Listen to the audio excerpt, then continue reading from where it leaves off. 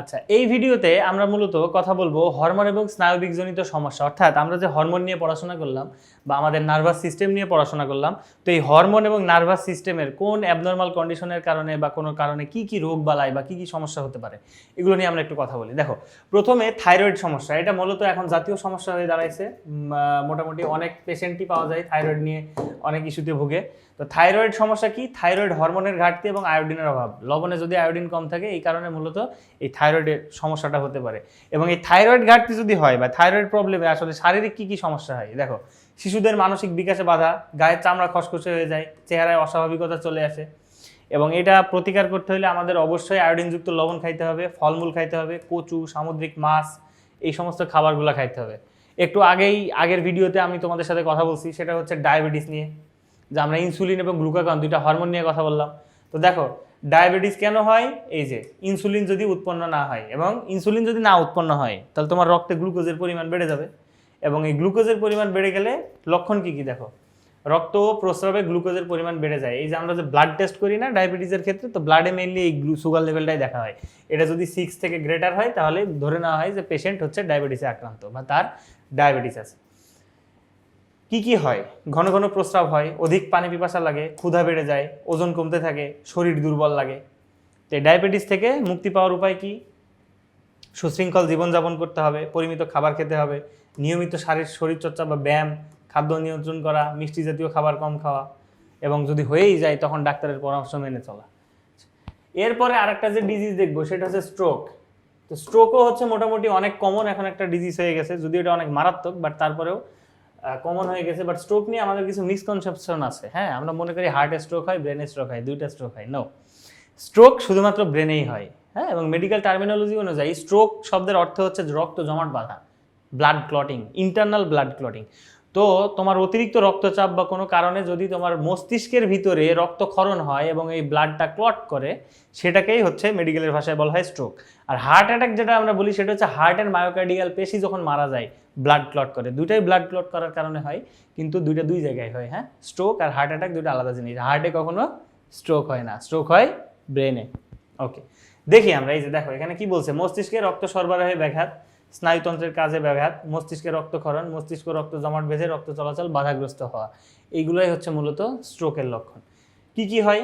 প্রচণ্ড বমি, মাথা ব্যথা, মাংসপেশি শিথিল হয়ে যাওয়া, শ্বসন, নাড়ি স্পন্দন অর্থাৎ পালস রেট কমে যাওয়া, স্ট্রোক করা পেশেন্ট মুখ বেঁকে যায়, তারপরে শরীর এক পর্যায়ে সে সেন্সলেস হয়ে যায়।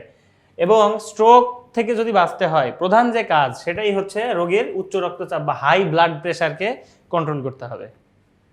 এরপরে ওষুধ পরিমিত খাওয়া, ধূমপান করা যাবে না, ম্যাক্সিমাম রোগেরই কারণ হচ্ছে ধূমপান।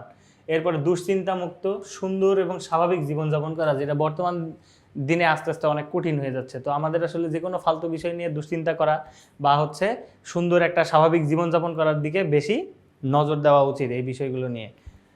আচ্ছা, এগুলো তো আমরা দেখলাম বিভিন্ন হরমোন বা অন্যান্য কারণে যে রোগগুলো হয়। এবার আমরা একটু দেখি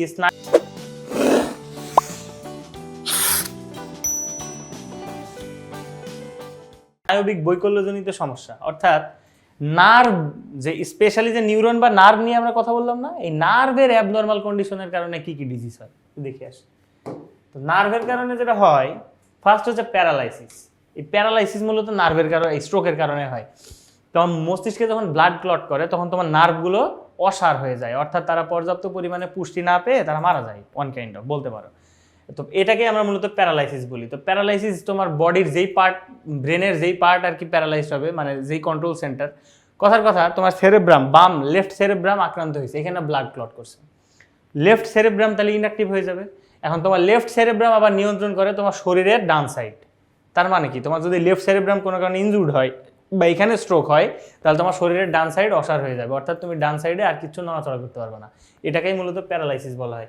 তো এর মূলত চিকিৎসা বলতে তেমন কোনো ইফেক্টিভ চিকিৎসা নাই, বাট হ্যাঁ, ফিজিওথেরাপি যদি নেয় তাহলে মোটামুটি রিকভার করে বা আস্তে আস্তে নার্ভগুলো আবার, মানে কন্ডিশন যদি মাইনর থাকে তাহলে নার্ভগুলো আবার আগের অবস্থায় ফেরত আসা বা মোটামুটি পেশেন্ট ভালো থাকে। আচ্ছা, এরপরে হচ্ছে এপিলেপসি। এটাও এমন একটা ডিজিজ যার কোনো চিকিৎসা নাই। তো এটা দেখো, মাথায় আঘাত যদি পায় কেউ, বা মেনিনজাইটিস, মস্তিষ্কের একটা অ্যাবনর্মাল কন্ডিশন, তারপরে এসেনসেফালাইটিস বা জন্মগত মস্তিষ্কের বিকৃতি, এই সমস্ত কারণে মূলত এপিলেপসি হয়। এপিলেপসির লক্ষণ কি? শরীরে খিঁচুনি বা কাঁপুনি দিতে থাকে। এটাকে অনেকে আমরা মৃগী রোগও বলি গ্রামে, হ্যাঁ, অনেকে মৃগী রোগ বলা হয়। তো মৃগী রোগটাকে মূলত এপিলেপসি বলা হয়। তো এপিলেপসির কারণে যেগুলো দেখলাম আমরা, এবং কি হয়, অনেক ক্ষেত্রে রোগী সেন্সলেস হয়, সাময়িকভাবে কার্যক্ষমতা হারায়। তো এপিলেপসিরও আসলে কার্যকর কোনো চিকিৎসা এখন পর্যন্ত পাওয়া যায়নি, বাট হ্যাঁ, কিছু চিকিৎসা নিলে বা কিছু lifestyle rules and regulation maintain করলে মোটামুটি এপিলেপসি থেকে আমরা দূরে থাকতে পারি বা ভালো থাকতে পারি। এরপর যেটা দেখবো সেটা হচ্ছে পার্কিনসন। পার্কিনসন রোগ হচ্ছে ডোপামিন নামক যে হরমোন, যেটা আমাদের সুখের অনুভূতি দেয় মস্তিষ্কে, অর্থাৎ আমরা আনন্দ পাই, মজা পাই, যার কারণে এই ডোপামিনের অভাবে মূলত পার্কিনসন রোগ হয়। পার্কিনসন রোগ কি হয়? ডোপামিন উৎপন্নকারী যে সেল, সেই সেলগুলো নষ্ট হয়ে যায়।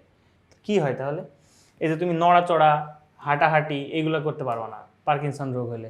কথা হইতেছে স্যার তাহলে ডোপামিন তো আনন্দ দেয়, তাহলে ডোপামিনের সাথে হাঁটা চলার কি সম্পর্ক? শোনো, আমরা প্রত্যেকটা কাজ করি আনন্দের কারণে, ঠিক আছে? আমরা যে প্রত্যেকটা কাজ তোমার ভালো লাগে না, এই কাজটা তোমার ব্রেন জীবনেও করবে না, তুমি তারা দিয়ে করাইতে পারবে না, ঠিক আছে? তো তোমার ভিতরে মোটামুটি ভালো লাগা, এক কথায় ইচ্ছা শক্তি বা উইল পাওয়ার, এটাই মূলত ডোপামিন নিয়ন্ত্রণ করে।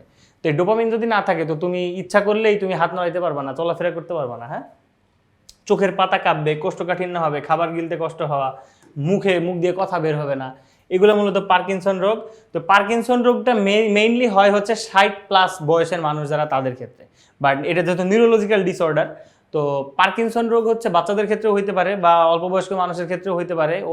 তোমার বাজে লাইফস্টাইল, এর কারণ অতিরিক্ত স্ক্রিন টাইম, তারপরে হচ্ছে পর্যাপ্ত পরিমাণ ঘুম না হওয়া, বেশি বেশি রাত জাগা, ইনসোমনিয়া, এরকম অনেক কিছু থাকলে পার্কিনসন হইতে পারে। সো আমাদের এগুলো থেকেও সতর্ক হতে হবে।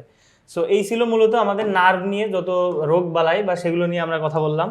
তো আশা করি প্রত্যেকটা রোগ সম্পর্কে তোমরা মোটামুটি ভালো একটা ধারণা পেয়েছো, এবং এই রোগগুলো থেকে কিভাবে নিজেদেরকে বাঁচায় রাখা যায় বা সতর্ক থাকা যায় এগুলো সম্পর্কে তোমরা জেনেছো। তো ঠিক আছে, দেখা হবে তোমাদের সাথে আবার পরবর্তী ভিডিওতে।